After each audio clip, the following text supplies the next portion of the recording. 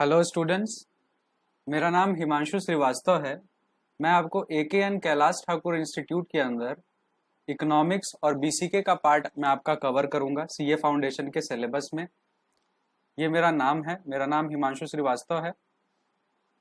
आप किसी भी तरह की अगर आपको कोई प्रॉब्लम है, कोई क्वेरी है, तो आप मुझे इस नंबर पे कांटेक्ट कर सकते हैं 8448229660। आपको मेरा पढ़ाया हुआ pen drive, Google drive lecture provide किया जाएगा। ठीक है बच्चों, तो चलिए जरा ये एक डेमो लेक्चर होने वाला है। ये एक लेक्चर बस इस पे बेस्ड है ताकि आप मुझे जान सके कि अगर आप मुझसे पढ़ेंगे तो आपको क्या सुविधाएं दी जाएंगी। ठीक है, अब देखिए, जो सब्जेक्ट मैं आपका कवर करने वाला हूं बच्चों, वो है बिजनेस इकोनॉमिक्स, जो कि 60 मार्क्स का पेपर होता है, और दूसरा है बिजनेस एंड कमर्शियल नॉलेज, जिसको हम शॉर्ट फॉर्म में बीसीके भी कहते हैं, जो 40 मार्क्स का होता है। 60 प्लस 40 में टोटल आपका 100 मार्क्स का पेपर कवर करूंगा। लेकिन बच्चों देखो, ये ध्यान रहे कि ये जो बिजनेस इकोनॉमिक्स 60 मार्क्स की है और ये जो बीसीके आपकी 40 मार्क्स की है, ये सिर्फ एक जनरल मार्किंग पैटर्न है। जनरल मार्किंग पैटर्न से मेरा क्या मतलब है?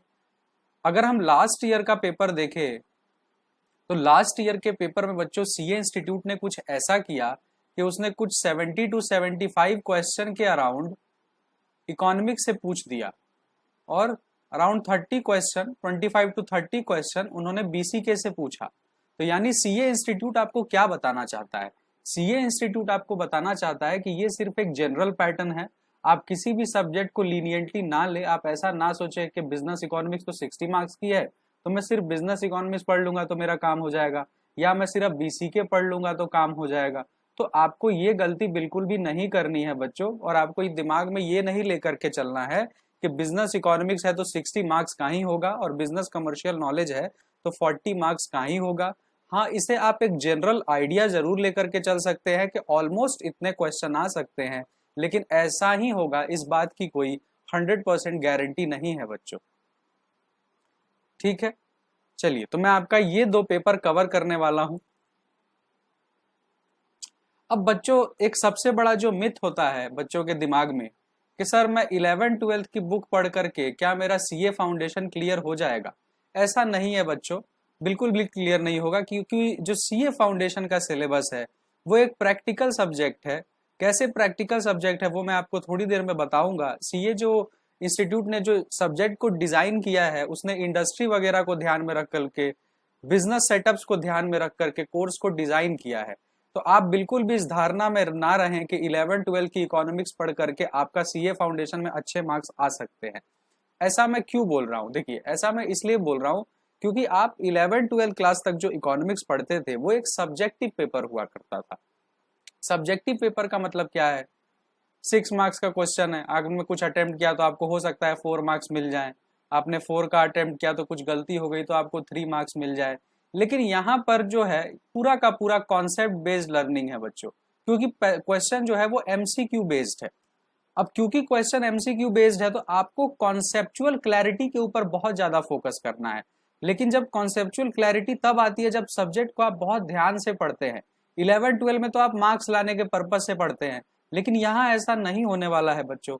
इसलिए आपको बड़े ध्यान से मेरे साथ एक एक कॉन्सेप्ट को समझना है। इसलिए मैंने भी जो भी आपको वीडियो लेक्चर्स प्रोवाइड किए जाएंगे या गूगल ड्राइव के थ्रू जो लेक्चर्स प्रोवाइड किए जाएंगे, उसमें आप देखेंगे कि उसमें हर लेक्चर के अंदर मैंने कॉम्प्रिहेंसिवली कॉन्सेप्ट के ऊपर बहुत ज्यादा काम किया है। आपके कहीं किसी कॉन्सेप्ट में कोई दिक्कत नहीं आने वाली है। ठीक है बच्चों, उसके बाद हम बात करते हैं ओल्ड वर्सेस न्यू। देखो बच्चों, जो पुराना सिलेबस था आपका उसमें जनरल इकोनॉमिक्स हुआ करती थी। जनरल इकोनॉमिक्स हुआ करती थी कब तक? जब सीए फाउंडेशन ना हो करके सीपीटी हुआ करता था। और मैं आपको कहूंगा बिल्कुल कि सीपीटी अनडाउटेडली आज के सीए फाउंडेशन से बहुत ही आसान था, खासतौर पे इकोनॉमिक्स में तो और भी ज्यादा आसान था। लेकिन जब इसको सीपीटी से बदल करके बच्चों सीए फाउंडेशन में कन्वर्ट कर दिया गया, तो जब सीए फाउंडेशन हो गया तो सीए फाउंडेशन में सब्जेक्ट जो है बच्चों वो थ्योरी से कन्वर्ट हो गया प्रैक्टिकल की तरफ। इसीलिए आप देखेंगे कि अब जो इकोनॉमिक्स है उसको जनरल इकोनॉमिक्स ना कह के बिजनेस इकोनॉमिक्स कहा जाता है या फिर मैनेजरियल इकोनॉमिक्स कहा जाता है, क्योंकि जो जनरल इकोनॉमिक्स थी ये एक थ्योरेटिकल कॉन्सेप्ट था, लेकिन सीए इंस्टीट्यूट ने कोर्स को डिजाइन किया आपको एक बेहतर सीए प्रोफेशनल बनाने के लिए, आपको एक प्रैक्टिकल सब्जेक्ट उठा करके दिया। जैसे कि आप एग्जांपल लेकर के समझ सकते हैं कि जैसे आपको लॉ ऑफ डिमांड क्या कहता है बच्चों, कि प्राइस बढ़ेगा तो क्वांटिटी डिमांड कम हो जाएगा, और जब प्राइस कम होगा तो क्वांटिटी डिमांड ज्यादा हो जाएगा। अब ये एक जनरल लॉ है, ये एक थ्योरेटिकल लॉ है, लेकिन सीए फाउंडेशन का जो इकोनॉमिक्स का कोर्स है वो आपको सिखाएगा कि किस तरह से आप इस थ्योरेटिकल लॉ को प्रैक्टिकली एग्जीक्यूट कर सकते हैं और इसे बेहतर तरीके से आप समझ सकते हैं। तो आपको ध्यान रखना है कि पहले जो जनरल इकोनॉमिक्स हुआ करती थी वो एक थ्योरेटिकल इकोनॉमिक्स थी, बहुत ही सिंपल आम इकोनॉमिक्स थी, एक जनरल इकोनॉमिक्स थी, 11-12 की जैसी इकोनॉमिक्स थी। लेकिन बच्चों अब सिलेबस जो है बदल चुका है, अब आप इकोनॉमिक्स को लाइटली नहीं ले सकते हैं।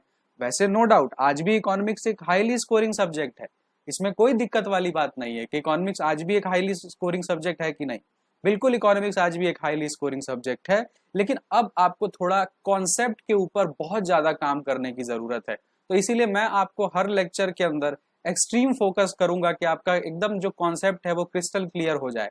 मेरी हमेशा ये कोशिश रहेगी बच्चों आपको पढ़ाते वक्त कि सीए इंस्टीट्यूट जिस लेवल का क्वेश्चन आपसे पूछता है उससे मैं अपर लेवल पे ही ले जा करके आपको पढ़ाऊं, ताकि अगर कल को सीए इंस्टीट्यूट और भी अपने लेवल को बढ़ाता है तो आपको कोई परेशानी ना आए, क्योंकि आपने पहले से हर एक चीज को बेहतर तरीके से पढ़ा हुआ होगा, तो आपको किसी भी तरीके की कोई दिक्कत नहीं आएगी।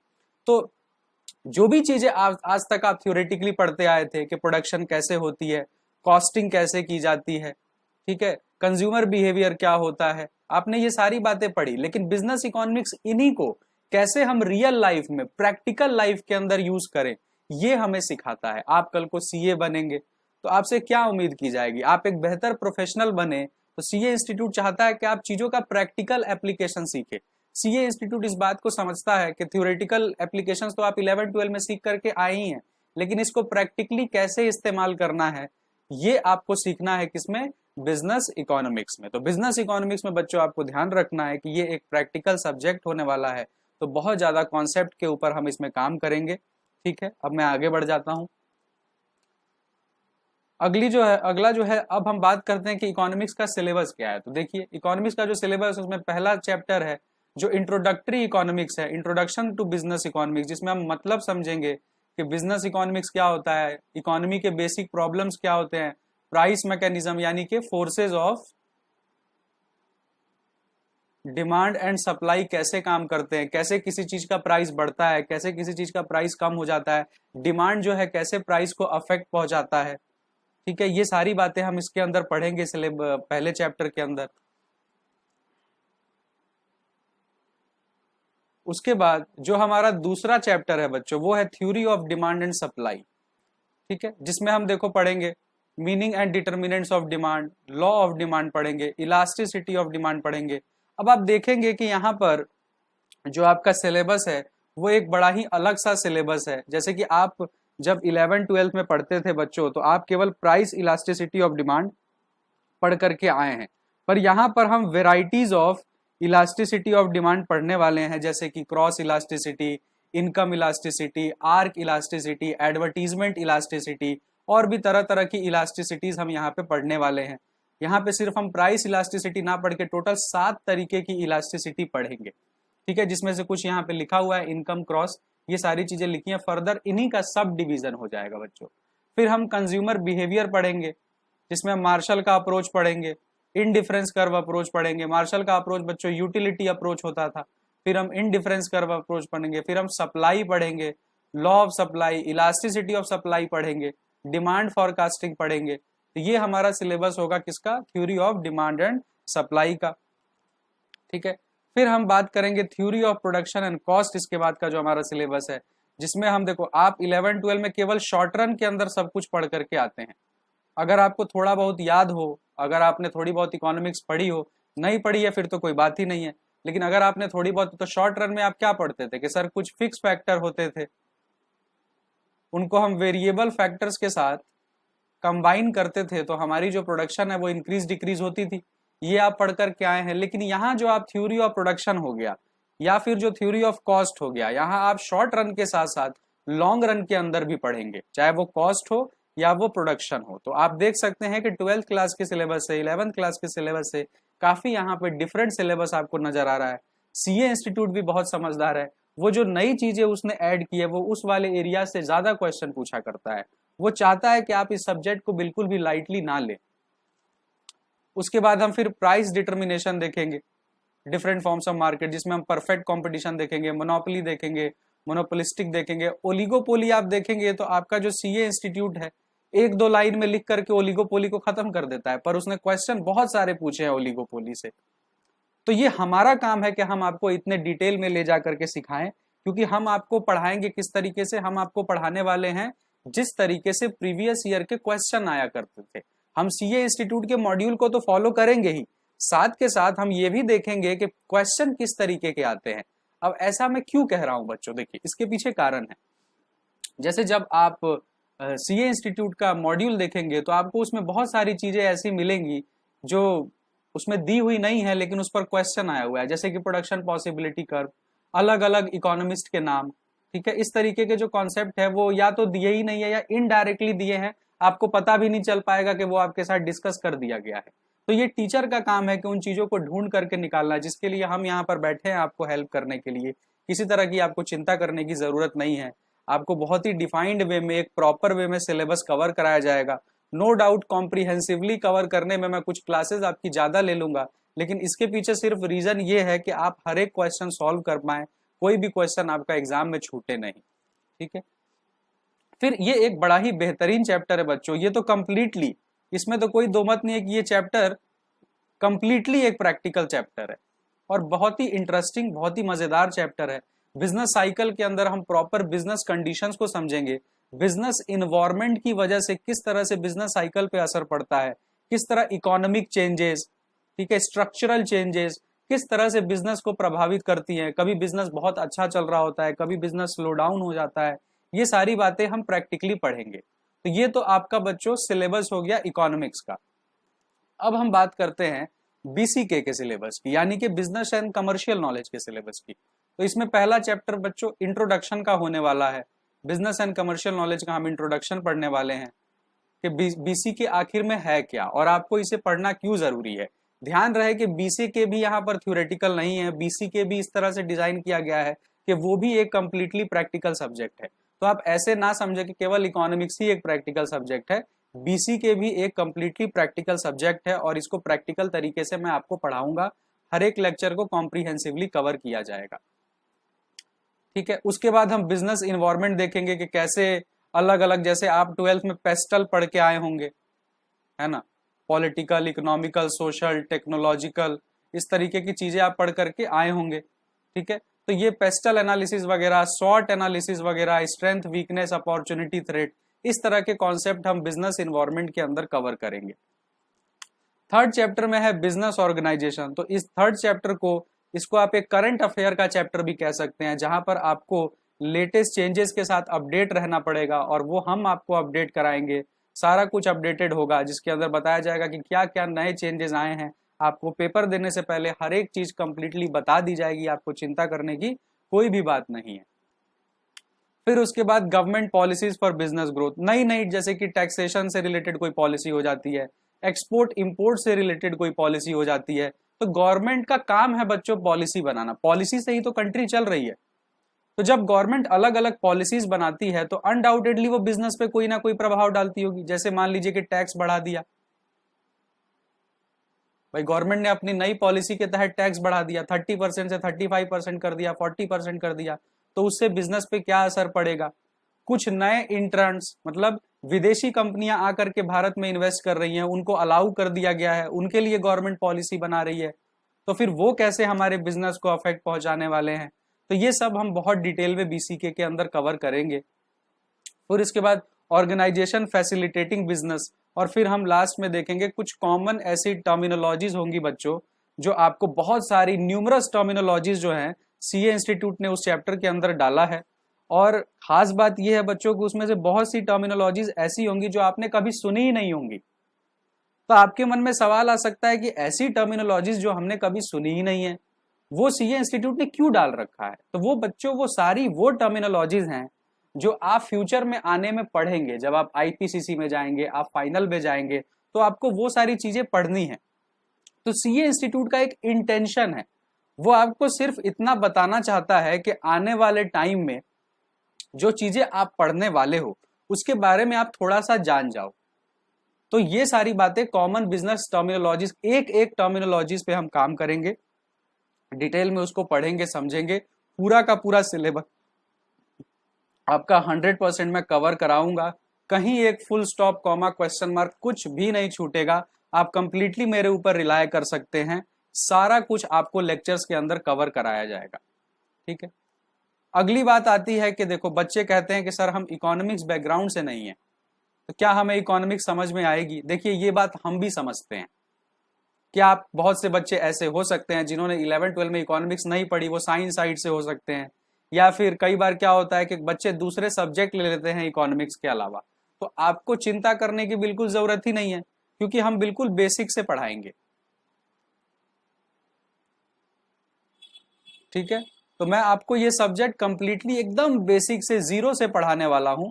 इससे कोई फर्क नहीं पड़ता है कि आपने 11-12 में इकोनॉमिक्स पढ़ी थी या नहीं पढ़ी थी। बेसिक से पढ़ाने के पीछे बच्चों देखो एक ये भी मकसद होता है कि 11-12 में बच्चे को मार्क्स आ गए होते हैं, लेकिन जब उसके कॉन्सेप्ट के ऊपर बात करते हैं तो बच्चे की कॉन्सेप्चुअल क्लैरिटी उतनी अच्छी होती नहीं है। 11-12 बहुत बेसिक से इकोनॉमिक्स है, आप देखते हैं, याद करते हैं चीजों को, जाके लिखते हैं और आप एक अच्छे मार्क्स स्कोर कर लेते हैं। लेकिन यहाँ ऐसा नहीं है, यहाँ कंप्लीट फोकस किसके ऊपर होगा, कॉन्सेप्ट के ऊपर होगा। तो अगर कोई ऐसा बच्चा भी है जो ये सोच रहा है कि उसके तो 100 नंबर थे इको में, उसके तो 99 थे इको में, तो इसका मतलब सीए फाउंडेशन का सिलेबस तो उसके लिए चुटकी का खेल है, तो वो बच्चा भी ऐसी गलत फहमी में ना रहे। हाँ, ये हो सकता है कि दूसरे बच्चों से उसको थोड़ा आसान लगे, लेकिन ये ना समझे कि बिल्कुल भी उसके चुटकी का खेल है। तो आपको यहाँ पे सिलेबस को लाइटली नहीं लेना है। तो अब चाहे आप इकोनॉमिक्स बैकग्राउंड से हैं, या आप इकोनॉमिक्स बैकग्राउंड से नहीं है, या आप इकोनॉमिक्स बैकग्राउंड से थे तो पर आपने अच्छे से इकोनॉमिक्स नहीं पढ़ी, या आप इकोनॉमिक्स बैकग्राउंड से थे बस भगवान भरोसे पास हो गए, ठीक है, या फिर आपने इकोनॉमिक्स को सीरियसली नहीं ली, जो भी मर्जी रीजन रहा हो, पर मैं एज ए टीचर आपको इस चीज के ऊपर जज नहीं करने वाला हूं कि आप क्या इकोनॉमिक्स में पढ़ करके आए हैं, क्या नहीं पढ़ के आए हैं, क्योंकि हम शुरू ही करने वाले हैं जीरो से। अब कितने जीरो से मैं स्टार्ट करने वाला हूं वो अभी आपको थोड़ी देर के अंदर पता चल जाएगा। तो ये बात से भी आप लोग सहमत हो गए कि अगर आप इकोनॉमिक्स बैकग्राउंड से नहीं भी हैं तो भी कोई चिंता करने की बात नहीं है, और अगर आपके पास इकोनॉमिक्स थी भी, आपने ठीक से इस सब्जेक्ट को पढ़ा नहीं, तो भी आपको कोई भी चिंता करने की बात बिल्कुल भी नहीं है। ठीक है। अगला जो आता है बच्चों के डाउट्स, टेस्ट एंड रिवीजन, इसका क्या होगा। देखिए मैं भी इस बात को मानता हूं कि अगर डाउट्स हो तो पढ़ने में मजा नहीं आता है। अब क्योंकि आपको Google drive, pen drive courses provide किए जाएंगे, तो मैं चाहे जितनी मर्जी कोशिश कर लूं, ये बहुत ऑब्वियस बात है बच्चों कि आपको कहीं ना कहीं डाउट आ ही जाएगा, क्योंकि पढ़ते वक्त इंसान का मन ना जाने कहां कहां जाता है, कई चीजों को वो दूसरे चीजों से कनेक्ट कर लेता है और बहुत सारी चीजें सोच सोच करके कंफ्यूज होता रहता है। टीचर बीइंग अ टीचर तो हम आपको पढ़ा देंगे, लेकिन उसके बाद भी आपको डाउट्स आ सकते हैं। तो डाउट के ऊपर अगर बात करें तो डाउट के लिए तो बिल्कुल आपको चिंता ही नहीं करनी है। हम यूट्यूब लाइव सेशन रखेंगे हर संडे को, बल्कि मैं तो कोशिश ये करूंगा कि एटलीस्ट वीक में 2 डाउट सेशन हो जाए, लेकिन अगर इन केस 2 नहीं भी हो पाता है तो हर संडे को यूट्यूब लाइव सेशन होगा जिसमें आप अपने डाउट्स पूछने के लिए आ सकते हैं। आपको पहले ही बता दिया जाएगा कि किस चैप्टर के ऊपर डाउट होने वाला है। लेकिन अब मेरी बात ध्यान से सुनिएगा, क्या ये डाउट सेशन कैसा होगा सर, मतलब इसमें क्या आप सिर्फ डाउट लोगे? नहीं बच्चों, ऐसा बिल्कुल भी नहीं होने वाला है। मेरी बात ध्यान से समझिए, ये डाउट सेशन कैसे होने वाला है। जैसे मैं आपको मैसेज करूंगा कि doubt session on first chapter, ये आपके पास मैसेज गया है, तो ऐसा नहीं कि आप फर्स्ट चैप्टर से आएंगे और मुझसे डाउट पूछेंगे और मैं आपके सिर्फ डाउट क्लियर करूंगा ना, ऐसा डाउट सेशन नहीं होने वाला है। ये डाउट सेशन थोड़ा अलग होगा। इसमें क्या होगा कि लाइव प्लेटफॉर्म के अंदर मैं पहले आपको ये पूरा चैप्टर कवर करा दूंगा, पूरा चैप्टर में लाइव आपको पढ़ा दूंगा। तो हो सकता है मेरे पढ़ाने के बाद बहुत सारे डाउट आपके क्लियर हो जाए। रिकॉर्डेड वर्जन आपके पास होगा, गूगल ड्राइव, पेन ड्राइव आपके पास अवेलेबल होगा, लेकिन उसके अलावा यूट्यूब लाइव पे मैं पूरा चैप्टर आपको पढ़ाऊंगा। जब आप, हाँ नो डाउट मैं ये मान करके पढ़ाऊंगा कि आप जो है pen drive, Google drive classes जो है वो देख करके आए हैं, ठीक है। तो ऐसा नहीं कि बिल्कुल ही आप देख करके नहीं आए और एकदम से आप यूट्यूब लाइव में बैठ गए तो आपको समझ में आ जाएगा। नो डाउट यूट्यूब लाइव के अंदर मैं थोड़ी स्पीड अपनी ज्यादा रखूंगा, क्योंकि ये मैं मान के चलूंगा कि आप थोड़ी बहुत क्लासेस जो है देख करके सुन करके आए हैं। लेकिन ऐसा नहीं कि मैं सिर्फ डाउट लूंगा, मैं पूरा चैप्टर आपका कवर करूंगा। जब चैप्टर कवर हो जाएगा तो यूट्यूब लाइव के अंदर मैं आपके क्वेश्चन लूंगा, और जब क्वेश्चन हो जाएगा तो हम यूट्यूब लाइव के अंदर ही बहुत सारे ज्यादा से ज्यादा एमसीक्यू क्वेश्चन भी सॉल्व करने की कोशिश करेंगे, ठीक है। अब ये तो एक मीडियम हो गया डाउट का। दूसरा मीडियम देखिए, आप मुझे छोटे मोटे डाउट है कि सर इसका मतलब समझा दो, सर यहां पर ऐसा क्यों लिखा हुआ है, सर या क्या मैं सर सही समझ रहा हूं, जो आपने समझाया है क्या मैं वही समझ रहा हूं। इस तरह के अगर छोटे मोटे डाउट है तो आप मुझे कभी भी व्हाट्सएप कर सकते हैं। आपको किसी तरह की परेशानी आ रही है क्लास में, कोई दिक्कत आ रही है, मन में कोई सवाल है, आप मुझे फोन कर सकते हैं। और डाउट्स का सबसे बेस्ट रेजोल्यूशन वो है जूम। अगर आप चाहते हैं कि आपको इंडिविजुअल अटेंशन मिल जाए, आप चाहते हैं कि सर मुझे इंडिविजुअली ये पर्टिकुलर कॉन्सेप्ट आप समझा दो, उसके लिए आपको कुछ नहीं करना है, आपको सिंपली मुझे एक मैसेज करना होगा कि सर मैं ये स्टूडेंट हूं, मेरा नाम है, मैंने पेन ड्राइव गूगल ड्राइव में एडमिशन लिया है, आप मुझे एक जूम सेशन मेरे लिए अरेंज कर दो। मैं आपको इमीडिएटली एक जूम सेशन अरेंज कर दूंगा। आपकी क्लास जो है 24 आवर्स के अंदर आपको एक स्लॉट दे दिया जाएगा, आपको जूम की आईडी और पासवर्ड प्रोवाइड कर दी जाएगी। आप बिल्कुल आए और फेस टू फेस इंडिविजुअली अपना डाउट सॉल्व करके जाएं, ठीक है। तो आप देख सकते हैं कि ये कहने के लिए बस पेन ड्राइव गूगल ड्राइव होगा, लेकिन आप मेरे साथ हमेशा जुड़े हुए रहेंगे, यूट्यूब से, व्हाट्सएप से, कॉल से, जूम से। तो आपको कभी ऐसा महसूस नहीं होगा कि आप एक रिकॉर्डेड क्लास देख रहे हैं, आपको हमेशा ऐसा महसूस होगा कि टीचर आपके साथ है और आपकी सारी क्वेरीज को, प्रॉब्लम्स को सॉल्व कर रहा है, ठीक है। तो अब इससे अच्छा क्या चाहिए बच्चों, इंडिविजुअल अटेंशन। जैसे कि एक प्राइवेट ट्यूशन प्रोवाइड किया जाता है, उस तरीके से मैं आपको एक जूम सेशन प्रोवाइड करने को तैयार हूं कि आप आइए इंडिविजुअली। सर मुझे पूरा का पूरा चैप्टर ही समझ में नहीं आया, कोई बात नहीं है, आप जूम सेशन पे आइए, मैं आपको पूरा चैप्टर पढ़ा करके भेजूंगा। कहीं आपको 1% की भी परेशानी नहीं होगा, एक एक इंडिविजुअल डाउट आपका कवर होगा, आपको किसी तरीके की चिंता करने की कोई बात नहीं है। अच्छा, ये तो हो गया बच्चों डाउट्स के ऊपर। फिर उसके बाद हम बात करते हैं किस पे, टेस्ट के ऊपर। जब भी डाउट सेशन होगा उसी के साथ वीकली टेस्ट होगा। वीकली टेस्ट के समय जब आप टेस्ट दे देंगे तो इस टेस्ट को इमीडिएटली, जैसे ही टेस्ट कवर हो जाएगा, यूट्यूब लाइव के ऊपर उसी दिन इस टेस्ट को डिस्कस कर दिया जाएगा। हर एक क्वेश्चन का आंसर, और आंसर है तो क्यों है, इस चीज को भी कंप्लीटली डिस्कस कर दिया जाएगा उसी दिन जिस दिन आपका टेस्ट होगा। ऐसा नहीं कि टेस्ट आज हुआ है और 5 दिन 7 दिन के बाद टेस्ट के ऊपर बात चल रही है, नहीं, ऐसा बिल्कुल भी नहीं होगा। उस तरह फिर टेस्ट देने का मजा नहीं आता है। जिस दिन आपने टेस्ट दे दिया, आपको एक समय अलॉट किया जाएगा, आपने वो टेस्ट कंप्लीट कर लिया, आपको तुरंत एक लाइव सेशन प्रोवाइड किया जाएगा, उसमें हर एक क्वेश्चन का आंसर, और आखिर वो आंसर है तो क्यों है विथ रीजन, उसको एक्सप्लेन भी कर दिया जाएगा। अब बात करते हैं रिवीजन के ऊपर। रिवीजन के लिए बच्चों यूट्यूब लाइव, जूम कॉल, हर जगह पर आपको रिवाइज करवाया जाएगा सब कुछ। बिल्कुल भी, कम से कम आपको 1 से 2 बार 3 बार आपको रिवाइज किया जाएगा। बहुत सारे हम एमसीक्यू प्रैक्टिस करने वाले हैं, ठीक है। तो डाउट टेस्ट और रिवीजन की प्रॉब्लम भी मैंने सॉर्ट आउट आपकी कर दी। उसके बाद है कि एमसीक्यू प्रैक्टिस का क्या करें। तो देखिए, आपको जो Google drive, pen drive lecture provide किया गया है उसमें हर चैप्टर का एमसीक्यू भी डिस्कस किया गया है। हर कॉन्सेप्ट से 20-40 क्वेश्चन मैंने वीडियो लेक्चर्स के अंदर, गूगल ड्राइव, पेन ड्राइव के अंदर मैंने डिस्कस किया हुआ है। लेकिन उसके अलावा भी आपको देखो, एक तो हो गया मॉड्यूल के बैक क्वेश्चंस, प्रीवियस ईयर के क्वेश्चन और एमटीपी।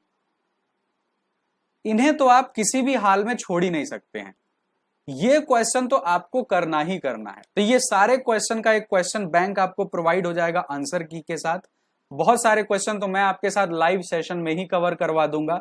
इतने सारे एमसीक्यू में आपको प्रैक्टिस कराऊंगा कि आपको चीजें वैसे ही याद हो जाएगी। जब आप पेपर देने बैठोगे, आप एमसीक्यू क्वेश्चन देखोगे तो आपको लगेगा कि ये सारे क्वेश्चन तो ऑलरेडी सर ने हमारे साथ डिस्कस कर दिए हुए हैं।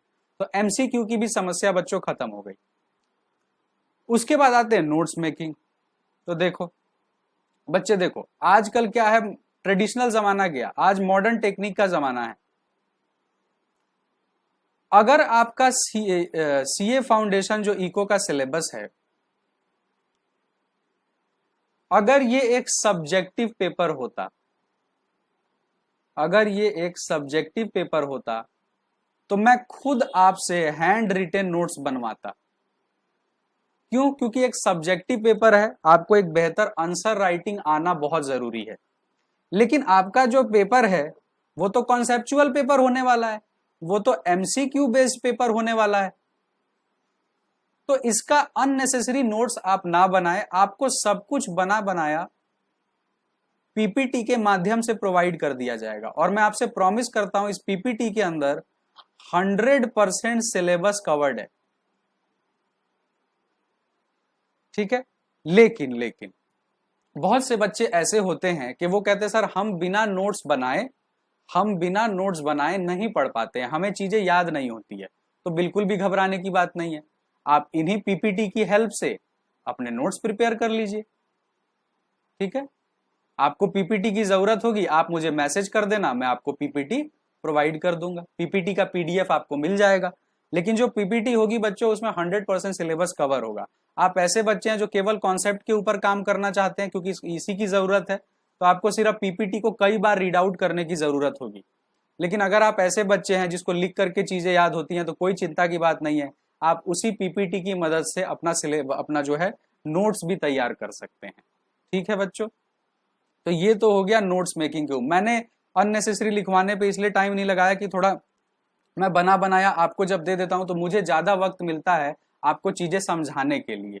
इस वजह से मैं आपको सब कुछ रेडीमेड दूंगा, आप मेरे भरोसे छोड़ दीजिए। सब कुछ, सारा सिलेबस जो है आपका मैं कवर करवा दूंगा। पीपीटी के अंदर आपका कुछ भी नहीं छूटेगा, जो क्लास नोट्स होंगे उसमें सब कुछ कवर हो जाएगा। उसके अलावा डाउट्स तो आप पूछ ही सकते हैं मुझसे। तो ये तो हमने नोट्स मेकिंग के ऊपर भी बात कर ली बच्चों। अब जो अगली बात हमें करनी है,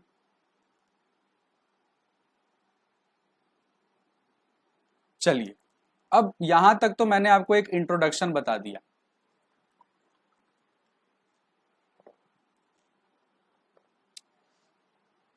अब देखो बच्चों, मैंने आपको क्या बोला, मैंने आपको अभी थोड़ी देर पहले बोला कि मैं बिल्कुल आपको जीरो से पढ़ाने वाला हूं। तो कहने का मतलब है सर जीरो मतलब बेसिक की बात करो तो कितने बेसिक से पढ़ाने वाले हो? तो जो भी इकोनॉमिक्स का इनिशियल स्टेज होता है, जो भी इकोनॉमिक्स का स्टार्टिंग इनिशियल स्टेज होता है, मैं वहां से आपको पढ़ाऊंगा। जैसे अगर मैं आपको बोलूं कि बिना प्लस जाने, माइनस जाने, डिवीजन जाने, मल्टीप्लिकेशन जाने आप मैथ्स कर सकते हैं, तो आप कहोगे नो सर। क्यों? क्योंकि ये तो मैथ्स की लैंग्वेज है। बिना इस मैथ्स के लैंग्वेज के सर मैं मैथ तो स्टार्ट भी नहीं कर सकता। इसीलिए हमें छोटी क्लासेस में सबसे पहले यही तो सिखाया जाता है कि प्लस करना सीखो, माइनस करना सीखो, डिवाइड करना सीखो, मल्टीप्लाई करना सीखो। उसके बाद और सारी चीजें सिखाई जाती हैं। उसके पीछे मकसद क्या है कि पहले आप सब्जेक्ट से फैमिलियर हो जाएं, आपको ये आइडिया लग जाए कि सब्जेक्ट के अंदर है क्या।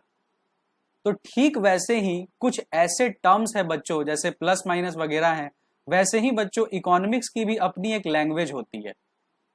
आपको सब्जेक्ट का पहले लैंग्वेज समझाया जाएगा, जैसे कि वॉन्ट्स क्या होते हैं, रिसोर्सेस क्या होते हैं, स्केर्सिटी क्या होती है, चॉइस कैसे की जाती है, स्केल ऑफ प्रेफरेंसेस कैसे बनाए जाते हैं, मैक्सिमम सेटिस्फैक्शन का मतलब क्या होता है, फैक्टर्स ऑफ प्रोडक्शन क्या होते हैं। इस तरीके के आप देख सकते हैं। पहले तो मैं आपको ये 7 टर्म सिखाऊंगा, तो पहले इन 7 टर्म्स को जानो। जैसे मैथ्स में प्लस माइनस डिवीजन मल्टीप्लिकेशन के बिना मैथ्स को स्टार्ट भी नहीं किया जा सकता है, ठीक वैसे ही इकोनॉमिक्स को बिना इन 7 शब्दों के शुरू नहीं किया जा सकता है, क्योंकि थ्रू आउट इकोनॉमिक्स इन शब्दों का इस्तेमाल होने वाला है और आपको ये बेसिक ही क्लियर नहीं है। अभी होता क्या है कि बच्चे पढ़ते हैं और उनको पढ़ाते वक्त ये जो टर्मिनोलॉजीज है बार बार यूज की जाती है, बच्चे को समझ ही नहीं आता है कि वांट से क्या मतलब है, रिसोर्स से क्या मतलब है, स्केर्सिटी से क्या मतलब है, चॉइस से क्या मतलब है। बच्चा कंफ्यूज होता रहता है। तो अब इससे ज्यादा बच्चों क्या बेसिक हो सकता है? आप ये बिल्कुल समझ लीजिए कि मैं आपको इकोनॉमिक्स की नर्सरी से स्टार्ट करूंगा और टॉप लेवल तक लेकर के जाऊंगा, तो बिल्कुल भी घबराने की कोई बात नहीं है। ठीक है,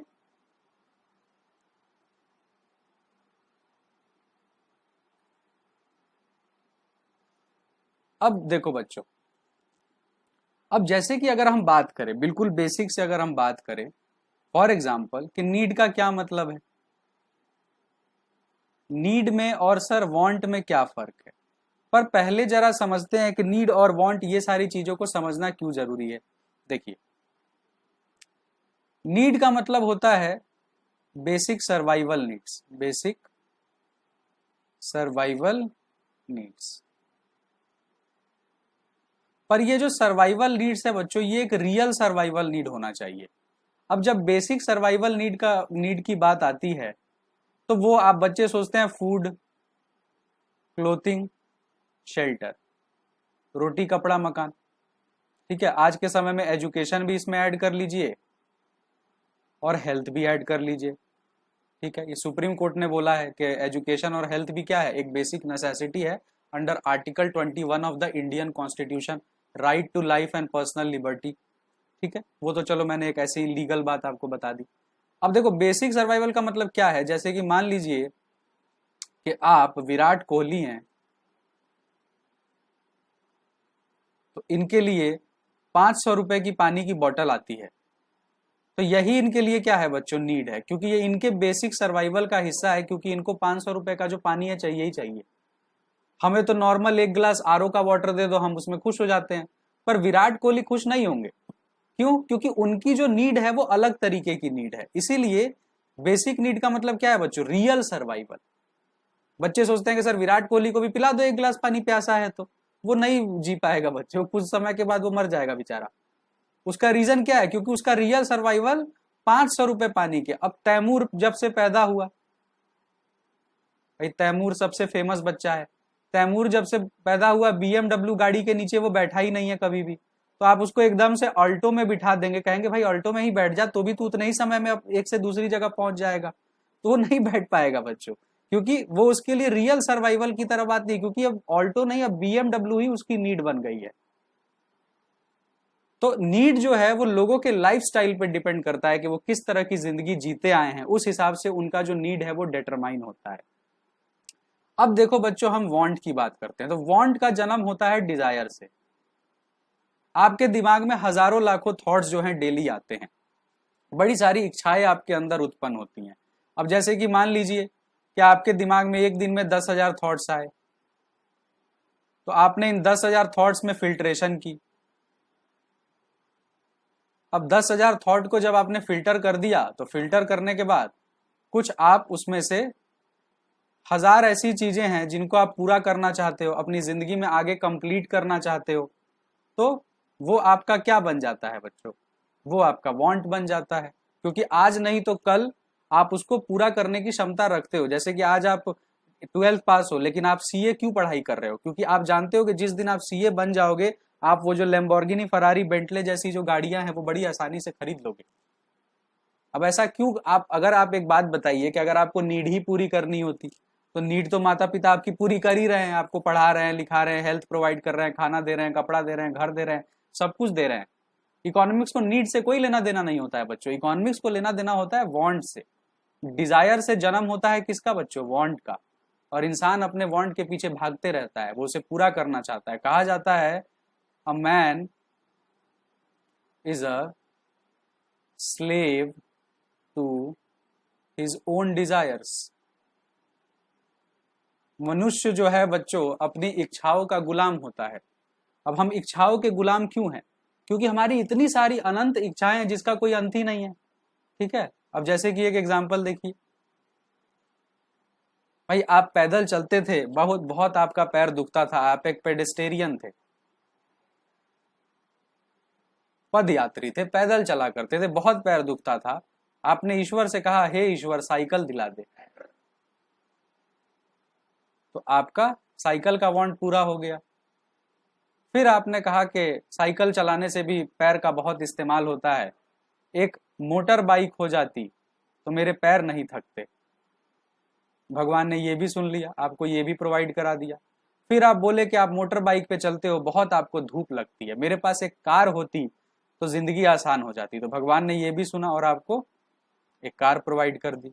अब आप सोच रहे हो कार से बहुत समय लगता है एक जगह से दूसरे जगह जाने में, एक हेलीकॉप्टर हो जाता तो काम बड़ा आसान हो जाता। ईश्वर ने ये भी सुना और आपको हेलीकॉप्टर प्रोवाइड कर दिया। फिर आपकी शादी वादी हो गई, आपका परिवार बड़ा हो गया, हेलीकॉप्टर में सारे लोग आ नहीं पा रहे हैं, आप ईश्वर से प्रार्थना करते हैं कि एक चार्टर्ड प्लेन हो जाता तो मजा ही आ जाता।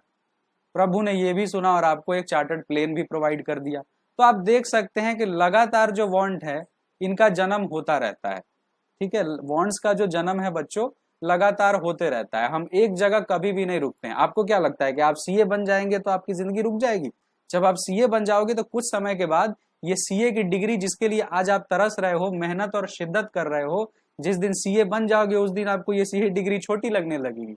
आपको लगेगा मैं कुछ और भी पढ़ लेता हूँ, मैं और सीएफए वगैरह और भी कोई फायदेमंद एक्चुरियल वगैरह का जो है कोर्स कर लेता हूँ। क्यों? क्योंकि वांट्स कभी खत्म नहीं होती हैं बच्चों। वांट्स की ये खासियत है।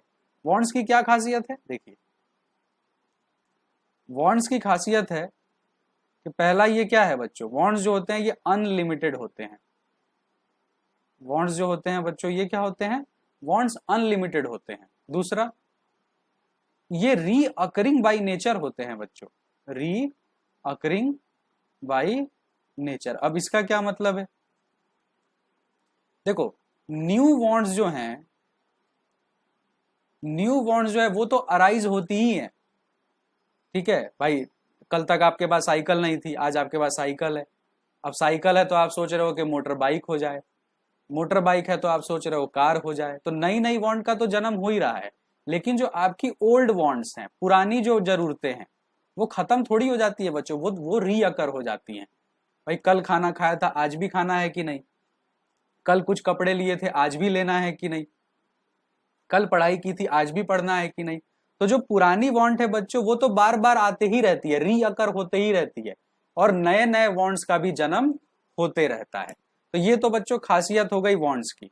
अब क्लास के अंदर भी आपको इसी तरह से एक्सप्लेनेशन मिलेगा हर एक टॉपिक का, उसके बाद आपको पीपीटी के अंदर सब कुछ प्रोवाइड किया हुआ रहेगा। तो आप यहाँ पे देख सकते हैं, the economic definition of need is something needed to survive. लेकिन ये सर्वाइवल कैसा होना चाहिए बच्चों? रियल सर्वाइवल होना चाहिए। बीएमडब्ल्यू में घूमने वाले के लिए ऑल्टो बिल्कुल भी सर्वाइवल नहीं हो सकता है, क्योंकि वो उसमें नहीं सर्वाइव कर पाएगा। जिसने हमेशा फैंसी फूड खाया है वो सडनली ढाबे का 20 रुपए 30 रुपए का खाना नहीं खा पाएगा, उसका पेट खराब हो जाएगा। ठीक है, आप देखेंगे कि छोटे छोटे जो बच्चे होते हैं, वो जो स्लम वगैरह में रहते हैं, वो मस्त घूमते फिरते रहते हैं, वो कभी बीमार नहीं पड़ते हैं, क्योंकि उनकी नीड उसी में एडजस्ट हो चुकी है। लेकिन आप वहां पे 2 दिन बिताइए, आप बीमार पड़ जाएंगे, क्योंकि आपका सर्वाइवल एक अलग तरीके के इन्वायरमेंट में हो रहा है। हमारी बॉडी उस तरह से यूज टू हो गई है। तो सर्वाइवल का मतलब नो डाउट बेसिक नीड है, लेकिन हर इंसान का जो बेसिक नीड है बच्चों वो अलग अलग है। आपको ये बात समझना पड़ेगा, हर इंसान का बेसिक नीड सेम नहीं है। तो that's why the survival should be real and not vague. ठीक है, तो in economics the idea of survival is real. ठीक है, रियल का मतलब मैंने आपको समझा दिया, meaning someone would die without their needs being met.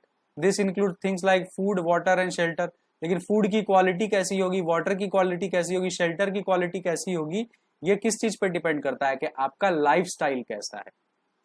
ठीक है, फिर उसके बाद हम बात करते हैं order from it simply something that want क्या है, people desire to have, they may or may not able to obtain. तो आज जो डिजायर है, हो सकता है कि आज आप कोई चीज नहीं ऑब्टेन कर पा रहे हैं, आपका इनकम स्टेटस आपको साथ नहीं दे रहा है, पर आज नहीं तो कल तो देगा। तो जब देगा तब तो आप खरीद लोगे। समझ रहे हैं बात को? तो आपके अंदर वो इच्छाएं हैं जो कहीं कोने में छुपी हुई है। आप एक दिन खड़े थे और आपके सामने से बड़ी सुंदर लैम्बोर्गिनी कार गई और आपके मन में आया कि काश ये गाड़ी मेरे पास भी होती। तो किसी ने कहा सीए कर ले, बहुत पैसा मिलेगा, तेरे पास ये गाड़ी हो जाएगी। आप उसी दिन से मेहनत में लग गए कि किसी तरीके से आपका सीए कंप्लीट हो जाए और आपके पास वो गाड़ी आ जाए। तो आज आप ऑब्टेन नहीं कर पा रहे हैं, लेकिन वो मन में एक डिजायर है जिसके लिए आप मेहनत कर रहे हैं, जिसके लिए आप मेहनत कर रहे हैं, और आप इस बात की क्षमता रखते हैं आज ऑब्टेन नहीं कर सकता हूं ना, कल तो जरूर कर लूंगा। लेकिन अब आप एक चीज बताइए कि आप केवल सोच रहे हो कि काश मेरे पास ये होता, काश मेरे पास ये होता, लेकिन आप उसको पूरा करने के लिए बिल्कुल भी एफर्ट नहीं कर रहे हो, कोई मेहनत नहीं कर रहे हो। तो क्या वो आपकी वांट है? The answer is no. वो सिर्फ एक डिजायर बन के बच्चों हमेशा के लिए रह जाएगा। इकोनॉमिक्स में वांट वही कंसीडर होता है जिसको आप फुलफिल करने के लिए एफर्ट कर रहे हो, किसी ना किसी तरीके से आप उसको आज नहीं तो कल फुलफिल करना चाहते हो, एफर्ट कर ही नहीं रहे हो, सोच रहे हो कि मेरे पास आ जाए, अपने आप चल करके आ जाए, तो ऐसा बच्चों तो बिल्कुल भी होने वाला है नहीं। तो वो सिर्फ डिजायर बन के रह जाएगा बच्चों।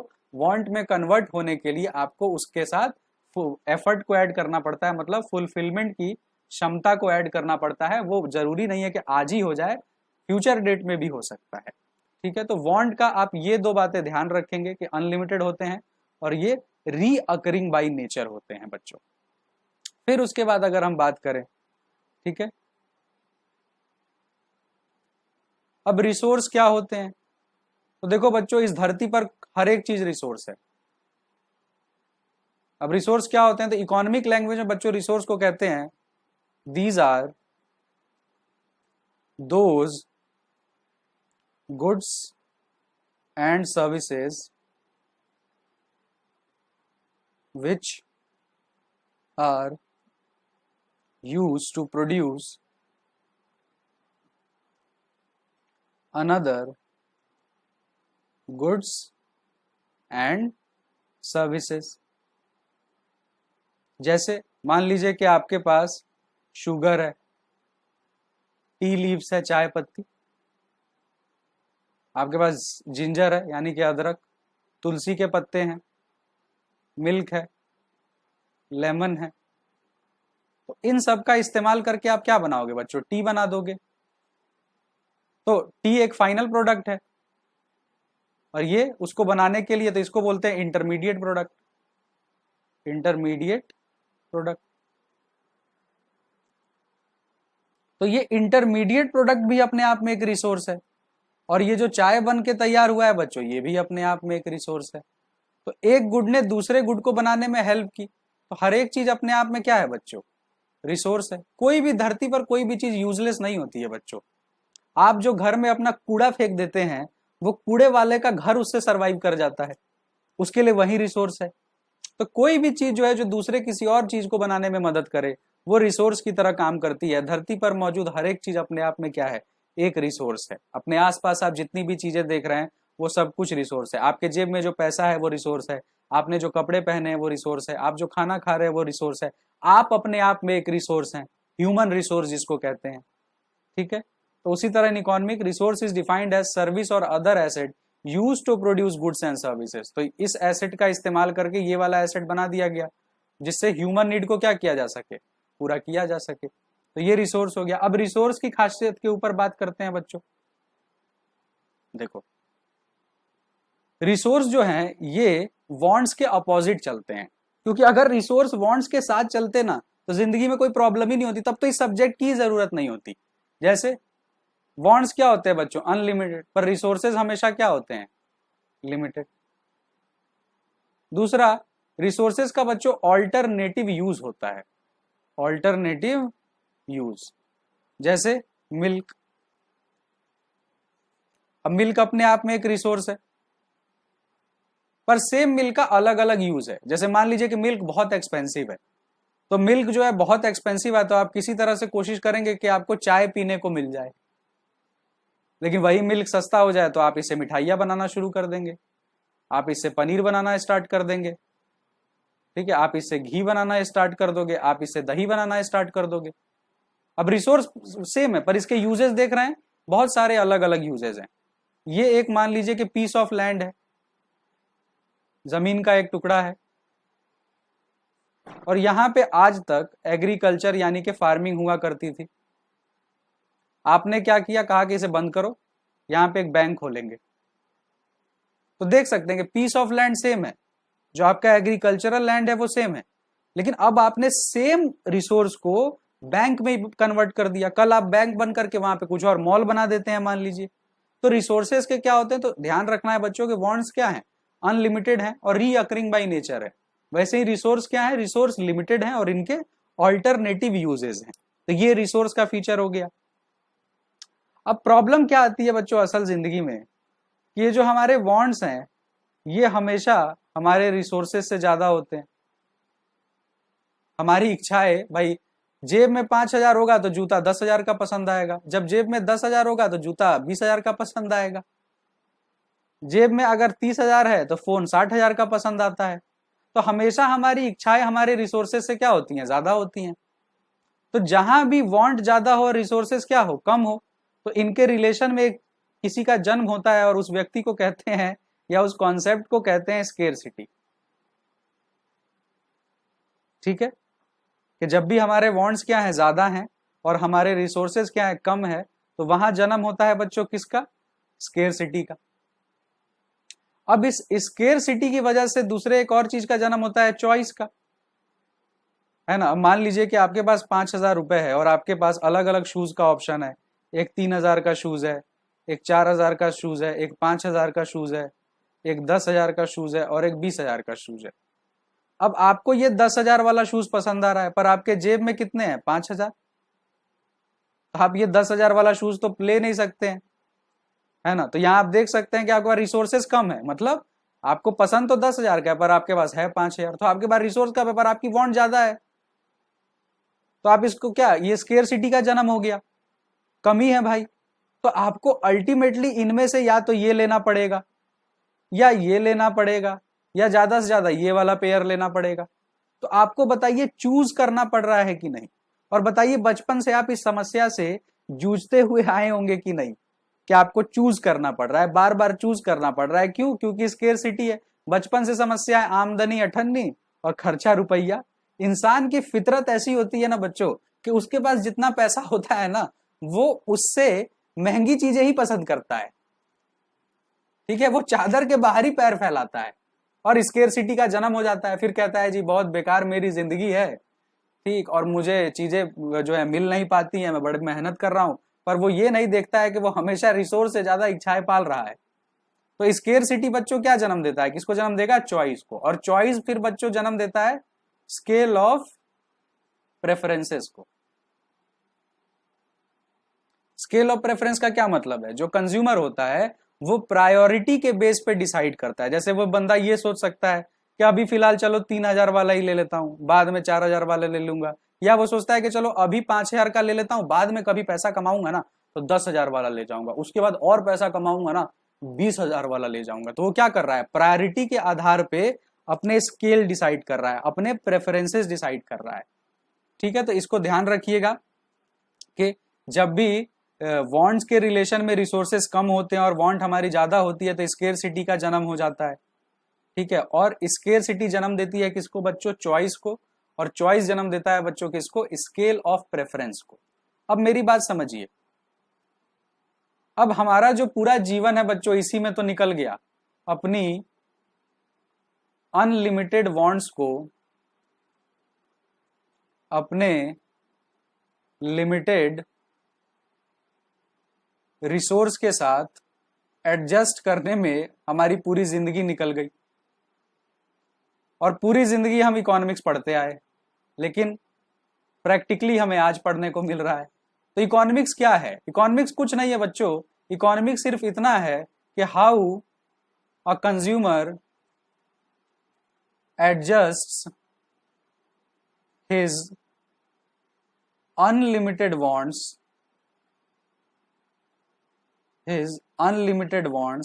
with his limited resources so that he attains का मतलब होता है gets maximum satisfaction। अब देखो, चाहे आपकी इनकम कुछ भी हो, हर इंसान कोशिश करता है कि वो अपने उन्हीं पैसे में जो भी बेस्ट पॉसिबल तरीका होता है सरवाइव करने का वो वैसे रहे, ताकि उसे क्या मिले बच्चों, मैक्सिमम सेटिस्फैक्शन मिले। ठीक है, अब आप कहेंगे, अब आप देखिए थ्रू आउट इकोनॉमिक्स पढ़ेंगे तो आपको कहीं भी सेटिस्फैक्शन वर्ड यूज नहीं होता, इकोनॉमिक्स बार बार मैक्सिमम सेटिस्फैक्शन वर्ड यूज करता है।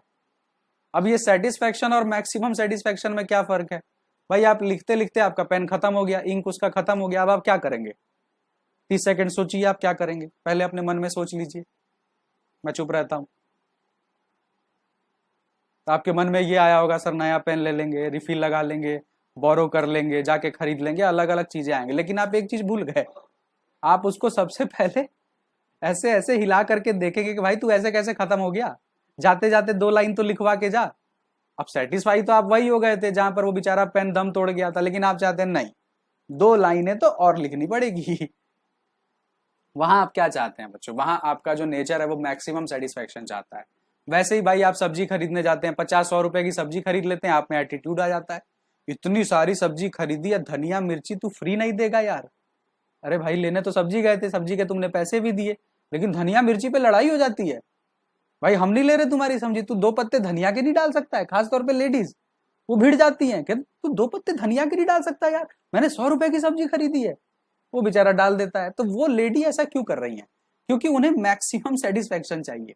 और ऐसे बहुत सारे एग्जाम्पल है जो मैंने डिटेल में वीडियो लेक्चर क्लासेस के अंदर आपका कवर किया हुआ है। तो आप अनलिमिटेड वांट्स का मतलब समझ गए, आप लिमिटेड रिसोर्स का मतलब समझ गए, एडजस्टमेंट समझ गए, स्केर्सिटी समझ गए, चॉइस समझ गए, ठीक है। उसके बाद ये रिसोर्स को हमने अच्छे से यहाँ पर डिफाइन किया हुआ है कि जैसे क्या है रिसोर्स, सर्विस और other asset use to produce goods, also referred as factors of production, economic classify. अभी फैक्टर्स ऑफ प्रोडक्शन क्या है वो भी हम थोड़ी देर में देखने वाले हैं। तो आइए, स्केर्सिटी का मतलब हमने समित पढ़ ही लिया। Scarcity refers to the economic problem, the gap between limited resources and limited wants, यानी कि अनलिमिटेड वांट्स। लिमिटलेस बोल लीजिए या अनलिमिटेड बोल लीजिए, एक ही बात है। This situation require people to make decision about how to allocate resources efficiently in order to satisfy basic needs as many additional wants as possible। जितना ज्यादा आप अपनी wants है पूरी करने की कोशिश करते हैं, ठीक है। चॉइसेस का मतलब आपको बता दिया कि जब भी स्केर्सिटी का जन्म होगा बच्चों, तो स्केर्सिटी अपने साथ चॉइस को भी साथ में हमेशा लेकर के आएगा। उसके बाद अब आते हैं फैक्टर्स ऑफ प्रोडक्शन में। तो देखो फैक्टर्स ऑफ प्रोडक्शन क्या है, थिंग्स रिक्वायर्ड टू प्रोड्यूस, वो फैक्टर जो प्रोडक्शन करने में हमारी मदद करे, ठीक है। तो हमें लैंड की जरूरत होती है, हमें लेबर की जरूरत होती है, हमें कैपिटल की जरूरत होती है, और एक व्यक्ति होता है जो इस लैंड लेबर कैपिटल को मैनेज करता है, जिसको एंटरप्रेन्योर कहते हैं, जो इन सब का रिस्क लेता है, ठीक है। तो जैसे लैंड क्या है, this is the raw material available from mining, fishing, agriculture, ठीक है। तो लैंड का मतलब आप ये केवल ये लैंड ही मत समझिएगा, इसके लैंड के जमीन के नीचे जो है मिनरल रिसोर्सेज हैं, जो भी जमीन से जुड़ी हुई चीजें हैं, थिंग्स अटैच्ड टू लैंड, यहां पे मैं लिख देता हूं थिंग्स अटैच्ड टू लैंड, वो भी लैंड का हिस्सा ही माना जाता है। कैपिटल हो गया, आप जब बिजनेस स्टार्ट करेंगे तो मशीन वगैरह सेटअप करेंगे, पैसा लगाएंगे, कंप्यूटर लगाएंगे, बहुत सारी चीजें लगाएंगे, तो ये आपका क्या हुआ, कैपिटल हुआ। लेबर क्या हुआ, human worker who are involve in producing goods, आप में सब क्या है, लेबर है। देखो बच्चों, इससे कोई फर्क नहीं पड़ता है कि आप चार्टर्ड अकाउंटेंट हैं, इससे कोई फर्क नहीं पड़ता है कि आप किसी कंपनी के सीईओ हैं, मैनेजिंग डायरेक्टर हैं, कोई फर्क नहीं पड़ता है। इकोनॉमिक्स की लैंग्वेज में हर काम करने वाला व्यक्ति लेबर ही होता है। आप सिर्फ और सिर्फ लेबर हैं और कुछ नहीं, ठीक है। आप सिर्फ और सिर्फ लेबर हैं और कुछ नहीं, समझ गए बात को। मैं भी लेबर हूं, आप भी लेबर हैं, चाहे आपको सर मुकेश अंबानी इतनी बड़ी कंपनी, बिल गेट्स, इकोनॉमिक्स कहता है सब लेबर हो ठीक है। उसके बाद इंटरप्रेन्योर वो होता है बच्चों जो लैंड, कैपिटल और लेबर को मैनेज करता है और प्रॉफिट में चीजों को कन्वर्ट करता है, रिस्क टेकर होता है, ठीक है। ये बेसिक बातें हमने समझ ली।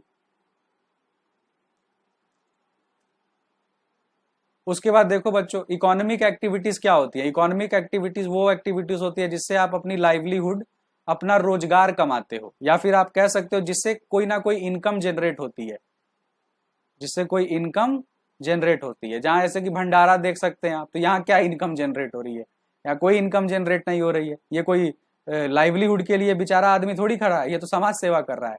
लेकिन वही आप जब जाते हो डोमिनोज में, मैकडी में, तो आप बहुत सारा पैसा दे करके चीजें खा करके आते हो, ठीक है। जोकर साहब भी क्या कर रहे हैं, जिस चीज में आप अच्छे हैं उसको मुफ्त में मत कीजिए, क्योंकि जिसमें अच्छे हो वही मुफ्त में करने लगोगे तो गुजारा कैसे करोगे। तो इकोनॉमिक एक्टिविटीज वो एक्टिविटीज होती हैं जिससे आप अपनी लिविंग अर्न करते हो, जिससे आप कुछ ना कुछ पैसा जनरेट करते हो, आप अपना घर चलाते हो जिससे, तो वो सारी एक्टिविटीज क्या होती है, इकोनॉमिक एक्टिविटीज। तो आप ये भी कह सकते हैं कि इकोनॉमिक्स क्या है, तो इकोनॉमिक्स हमें सिखाता है कि कैसे इकोनॉमिक एक्टिविटीज को मैनेज किया जाता है, आप ये भी कह सकते हो, ठीक है, तो ये हमने पढ़ ही लिया बच्चों के व्हाट इज इकोनॉमिक्स। तो रिसोर्सेज लिमिटेड हैं, डिजायर्स यानी कि वांट्स क्या हैं, अनलिमिटेड हैं, और इन दोनों के बीच में हमें एडजस्टमेंट करना होता है। हमारा बचपन से बुढ़ापा इसी में निकल जाता है। इकोनॉमिक्स के साथ आगे पीछे दाएं बाएं चारों तरफ आप इकोनॉमिक्स अपने देख सकते हैं। फिर हम इकोनॉमिक्स के ओरिजिन की बच्चों बात करते हैं। तो ओरिजिन जो है ये ग्रीक वर्ड ओइकोनोमिया से आया है, जिसका मतलब होता है हाउस होल्ड। अब देखिए 19वीं सेंचुरी तक इकोनॉमिक्स को एक पॉलिटिकल इकोनॉमी माना गया था, और एक किताब लिखी गई थी an inquiry into the nature and causes of the wealth of nation 1776 में। किसके द्वारा लिखी गई थी, एडम स्मिथ के द्वारा लिखी गई थी। और एडम स्मिथ को माना जाता है कि उन्होंने first modern work of economics किया था। अब ये कुछ चीजें जो आपको लर्न करनी है, जैसे इकोनॉमिस्ट वगैरह के नाम, उन्होंने कौन सी किताबें लिखी, वो किस ईयर के लोग थे, ठीक है, ये सारी चीजें हो गई। आई होप आप बात मेरी समझ पा रहे होंगे। अब एडम स्मिथ को बच्चों कहा जाता है father of economics. Adam Smith को कहते हैं फादर ऑफ इकोनॉमिक्स, ठीक। उसके बाद आइए डेफिनेशन के ऊपर बात करते हैं। तो देखो मैंने दो डेफिनेशन यहाँ पे लिखी हुई है। एक तो आप ये भी बोल सकते हो, economy is the study of how society uses scarce यानी कि limited resources to produce valuable commodities and distribute them among people. या आप ऐसे भी बोल सकते हो, economic studies how individual, firm, government and other organisation within our society makes choices and how this choices determine society use of its resources. ठीक है, तो ये दो जेनरिक डेफिनेशन मैंने बस आपकी अंडरस्टैंडिंग के लिए डाला है। वैसे तो अल्टीमेट डेफिनेशन यही है कि वांट, ठीक है, और रिसोर्स के बीच में एडजस्टमेंट जन्म होता है स्केर्सिटी का, वो सब इकोनॉमिक्स है बच्चों, ठीक है। अब उसके बाद देखिए आप अपने सीए इंस्टीट्यूट में देखेंगे कि अलग अलग इकोनॉमिस्ट ने किसने किस तरीके की डेफिनेशन दी, वो दिया नहीं है, पर उससे एग्जाम में क्वेश्चन है। मैं अभी आपको क्वेश्चन भी कराने वाला हूं, ठीक है। अब जैसे कि देखिए जो क्लासिकल इकोनॉमिस्ट थे जैसे कि Adam Smith, JS Mill, Ricardo साहब senior and other were the first to have systematic definition of economics. तो ये लोग पहले लोग थे, क्लासिकल इकोनॉमिस्ट थे, जिन्होंने सिस्टमैटिक डेफिनेशन दी। एडम स्मिथ को कहा गया father of economics and founder of classical school of economics. तो दो क्वेश्चन तो यहीं से बन सकता है बच्चों के, फादर ऑफ इकोनॉमिक्स कौन था, तो आंसर होगा एडम स्मिथ, ठीक है। और क्लासिकल स्कूल का निर्माण किसने किया, फाउंडर कौन थे क्लासिकल स्कूल के, अगेन एडम स्मिथ। इन्होंने जो किताब लिखी उसका क्या नाम था, उसका नाम था an inquiry into the nature and causes of wealth of nation. और इसको सिंपल टर्म्स में बोला जाता है कि इन्होंने कहा कि इन्होंने इकोनॉमिक्स को साइंस ऑफ वेल्थ बताया बच्चों। ये अल्टीमेट पर्पस इकोनॉमिक्स का वेल्थ कमाना जानते थे, लेकिन आज आप समझ सकते हैं कि इकोनॉमिक्स वेल्थ से आगे वेलफेयर वगैरह और भी ग्रोथ, डेवलपमेंट, हर चीज की तरफ जा चुका है। केवल पैसा ही कमाना इकोनॉमिक्स का मकसद नहीं रह गया है। तो वो हम देखेंगे आगे, और भी नए नए लोग आए जिन्होंने अपनी अपनी डेफिनेशंस दी, चीजों को ऐड करवाया। तो ये क्या मानते थे, एडम स्मिथ मानते थे according to him economics is concerned with inquiry into the nature and causes of wealth of nation and it is related to the law of production, exchange, distribution, consumption। अब ये production, exchange, distribution, consumption हम detail में इसको production chapter में, middle के कुछ chapter में cover करने ही वाले हैं, ठीक है। उसके बाद हम बात करते हैं वेलफेयर डेफिनेशन। तो वेलफेयर डेफिनेशन वाले व्यक्ति आपको यहाँ दिख सकते हैं, अल्फ्रेड मार्शल साहब। इन्होंने, प्रोफेसर अल्फ्रेड मार्शल ने प्रोपाउंड किया वेलफेयर डेफिनेशन। और जैसे उन्होंने वेल्थ ऑफ नेशन पे बुक लिखी थी, इन्होंने एक और बुक लिखी प्रिंसिपल्स ऑफ इकोनॉमिक्स। तो दो क्वेश्चन यहां से बन सकते हैं। पहला कि वेलफेयर डेफिनेशन किसने दिया, तो आप कहेंगे जी अल्फ्रेड मार्शल ने दिया, ठीक है। और इन्होंने कौन सी किताब लिखी थी, तो प्रिंसिपल ऑफ इकोनॉमिक्स। कब लिखी थी, तो 1890 में लिखी थी। ये क्या मानते थे, ये मानते थे कि इकोनॉमिक्स केवल साइंस ऑफ वेल्थ नहीं है बल्कि साइंस ऑफ वेलफेयर भी है। इंसान को साथ में खाली पैसा कमाने के साथ साथ अपने ओवरऑल वेलबींग पर ध्यान देना चाहिए, ठीक है। वो ये मानते थे कि स्टडी ऑफ मैन है, इकोनॉमिक्स स्टडी ऑफ वेल्थ के साथ स्टडी ऑफ मैन है। क्यों, क्योंकि इकोनॉमिक्स क्या स्टडी करता है बच्चों, इकोनॉमिक्स स्टडी करता है ह्यूमन बिहेवियर को। तो इस चीज के ऊपर ह्यूमन बिहेवियर कैसे काम करता है, जब हम कंज्यूमर बिहेवियर चैप्टर पढ़ेंगे तो उसमें हम पूरा ह्यूमन बिहेवियर डिटेल के अंदर डिस्कस करेंगे। तो ये यहां पर डेफिनेशन हो गई बच्चों वेलफेयर की। अब कुछ एराज के हिसाब से पढ़ते हैं, जैसे classical era, neo classical era, उसके बाद मॉडर्न एरा, ठीक है। अब देखिए क्लासिकल एरा यानी कि 18th सेंचुरी, एडम स्मिथ, जेबी से, ये लोग इस एरा से बिलोंग करते हैं। इन्होंने इकोनॉमिक्स को क्या माना? इन्होंने इकोनॉमिक्स को माना साइंस ऑफ वेल्थ। फिर आया neo classical era 19th century, जिसमें कौन लोग थे? अल्फ्रेड मार्शल थे, एसी पिगाउ थे। इन्होंने माना इकोनॉमिक्स को as a science of welfare. और मॉडर्न एरा में बच्चों, in this era economics as a science of scarcity was given by Lionel Robbins and growth and development was given by Paul A Samuelson. ठीक है, तो ये सब याद करने वाला हिस्सा है। आपके मन में ये आ सकता है कि सर नियो क्लासिकल एरा क्या होता है? तो क्लासिकल एरा और मॉडर्न एरा के बीच के एरा को कहा जाता है बच्चों, जो मिडिल वाला टाइम पीरियड होता है उसको नियो क्लासिकल एरा कहते हैं। ठीक है, अब इसके बाद आपको डिटेल में तो मैंने पढ़ा ही रखा है वीडियो लेक्चर पेन ड्राइव में, ये तो एक डेमो लेक्चर है। अब इसके अंदर कुछ मैं आपको क्वेश्चंस भी बता देता हूं कि किस तरह के क्वेश्चन एग्जाम में आते हैं, तो हम कुछ क्वेश्चंस भी करके देख लेते हैं। जैसे कि आइए, आपको थोड़ा ये भी आइडिया लग जाए कि जो मैं पढ़ा रहा हूं क्या उससे आपके क्वेश्चन सॉल्व हो सकते हैं। तो देख सकते हो बच्चों के पहला क्वेश्चन है यहाँ पर कि economics is the study of man kind in the ordinary business of life. तो ये हमने अभी अभी थोड़ी देर पहले पढ़ा कि ये किसने दिया है बच्चों? ये दिया हुआ है किसका? अल्फ्रेड मार्शल साहब का।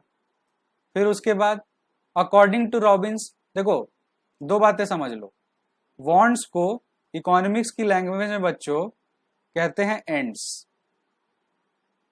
उसी तरह रिसोर्स को इकोनॉमिक्स के लैंग्वेज में कहते हैं बच्चों मीन्स। तो यहाँ क्या कर रहा है रॉबिन साहब? कह रहे हैं कि मीन्स क्या होते हैं? मीन्स यानी किसकी बात कर रहा है? रिसोर्स की। तो रिसोर्स बताओ क्या होते हैं? स्केयर होते हैं कि नहीं? मतलब स्केयर का मतलब क्या है? लिमिटेड। तो आंसर क्या हो गया इसका? ए। फिर उसके बाद who is the author of the book an inquiry into the nature and cause of wealth of nation? हमने चीख चीख के समझा, एडम स्मिथ। फिर उसके बाद definition of economics given by Robbins does not deal with limited ends and definition he deals with unlimited ends and. इसमें अगली बात क्या थी बच्चों? स्केर्सिटी के ऊपर बात की गई थी कि नहीं?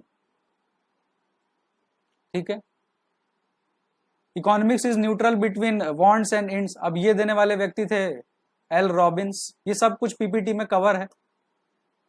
Who define economics in terms of dynamic growth and development? तो ये मॉडर्न इकोनॉमिक्स का काम था। तो यानी मॉडर्न में इसमें देख सकते हैं कि किसका काम रहा होगा बच्चों? दिमाग लगाइए। तो सैमुअल्सन साहब थे कि नहीं? हमने प्रीवियस स्लाइड के अंदर देखा। फिर उसके बाद who defined economic science deal with wealth? Again the answer is Adam Smith. फिर उसके बाद which of the following statement is incorrect? Alfred Marshall साहब प्रोपगेटेड वेल्थ डेफिनेशन। पहला ही गलत हो गया, क्योंकि वेल्थ डेफिनेशन तो किसने दिया था बच्चों? एडम स्मिथ ने। तो पहला ही गलत हो गया, आगे देखने की क्या जरूरत है? और नीचे कुछ all the above, none of the above ऐसा कुछ होता है, तो उसको देखिएगा। एमसीक्यू हमेशा करते वक्त सारे ऑप्शन पढ़े। फिर उसके बाद है कि definition of economics given by Robbins does not deal with which of the following? तो रॉबिन्स का दिए गए डेफिनेशन में क्या लिमिटेड इंड्स के ऊपर इन्होंने कोई बात नहीं की थी। फिर उसके बाद economics is the study of what? तो economics is the study of how society manages its scarce resources. फिर उसके बाद इसमें से कौन सा करेक्ट नहीं है? Which of the following not correct? तो नॉट करेक्ट का मतलब बच्चों वांट लिमिटेड होते हैं क्या? वांट तो अनलिमिटेड होते हैं। तो पहला ही ए ऑप्शन ही आंसर बन गया। उसके बाद the meaning of the word economic is mostly connected with extravagant का मतलब होता है जहां पर पैसा आदमी बिना सोचे समझे खर्च करता है। तो ये तो हो ही नहीं सकता है। तो अल्टीमेटली अनलिमिटेड भी नहीं होता है, रेस्ट्रिक्टेड भी नहीं होता है। तो आंसर क्या बना? स्केयर। ठीक है, उसके बाद आइए ह्यूमन वांट्स क्या होते हैं बच्चों? अनलिमिटेड होते हैं। फिर उसके बाद आइए इंड्स का मतलब क्या होता है बच्चों? इंड्स ह्यूमन वांट्स होते हैं, रिसोर्स होते हैं। इंड्स का मतलब आपको क्या बताया बच्चों? इंड्स का मतलब आपको वांट्स, जैसे कि मैंने आपको क्या बोला, मीन्स क्या है? रिसोर्स है। तो एंड्स क्या है? आपके वांट्स हैं। फिर मीन्स क्या है? रिसोर्स है। 15 का बी हो गया। फिर रिसोर्सेज रेफर्स टू प्रोडक्टिव। क्या कभी भी रिसोर्सेज अनप्रोडक्टिव हो सकते हैं? रिसोर्सेज हमेशा क्या होंगे बच्चों? प्रोडक्टिव ही होंगे। उसके बाद means for satisfying want, means यानी कि रिसोर्स, वो हमेशा क्या होते हैं? लिमिटेड होते हैं, यानी कि स्केयर होते हैं। स्केयर और लिमिटेड सेम बात है बच्चों, तो इसमें कंफ्यूज मत होइएगा। उसके बाद economics regard decision making as important because of what? Because of the resources required to satisfy our unlimited want, it is crucial to understand how, सब सारे ही आंसर है, ऑल्टरनेटिव यूज भी होते हैं, तो आंसर क्या हो गया बच्चों, ऑल ऑफ द अबव। उसके बाद 19 question, economics use the term scarcity में क्या डिफाइन करता है, तो रिलेटिव स्केर्सिटी होती है, मतलब एक से दूसरे को कंपेयर करके हमें पता चलता है कि कितनी स्केर्सिटी है। उसके बाद बच्चों, what implication does resource scarcity है for the satisfaction of what, the answer is A, क्योंकि सारे वांट जो है सेटिस्फाई नहीं हो सकते हैं, चाहे आप कितने भी अमीर क्यों ना हो। तो ये कुछ आपको मैंने आइडिया दे दिया कि आपको पता चल जाए कि क्लास करने के बाद आपका क्वेश्चन बहुत ही आसानी से सॉल्व हो गया, कहीं कोई दिक्कत नहीं आई, और अगर कोई दिक्कत आती है तो मैं तो बैठा ही हूं। तो हर एक क्वेश्चन देखो, आपके जितने लेक्चर है वो एमसीक्यूज को ध्यान में रख के डिजाइन किए गए हैं कि किस तरीके के क्वेश्चन आते हैं, तो आपका एक एक एमसीक्यू क्वेश्चन क्लास के अंदर पढ़ाते वक्त डिस्कस हो जाएगा। जब आप क्वेश्चन देखेंगे तो आपको खुद समझ में आ जाएगा कि ये सारी बातें जो है ऑलरेडी डिस्कस की जा चुकी हैं। ठीक है बच्चों, मैं एक बार फिर आपको बता दूं, आप मुझसे बात करना चाहते हैं, किसी तरह की क्वेरी है तो आप इस नंबर पे मुझसे जुड़ सकते हैं, 8448229660, इस नंबर पे आप मुझसे बात कर सकते हैं। ये एक डेमो लेक्चर था, आ जाइए, जुड़ जाइए, हम बिल्कुल मिलते हैं अपने pen drive Google drive lecture में, और साथ साथ हम लाइव क्लासेस भी करेंगे ताकि आपकी मेरी कनेक्टिविटी जो है बच्चों वो बनी रहे, आपको कंप्लीट सेटिस्फेक्शन प्रोवाइड होगा, हर एक चीज आपको सिलेबस के अंदर कवर कर दिया जाएगा, चिंता की कोई बात नहीं है। आप इकोनॉमिक्स का सब्जेक्ट मेरे ऊपर छोड़ दीजिए, मैं आपका पेपर क्लियर करा दूंगा, बिल्कुल आप निश्चिंत रहें। ठीक है बच्चों, चलिए मैं यहाँ इस सेशन को एंड करता हूँ, आप सभी का बहुत बहुत धन्यवाद। अब हम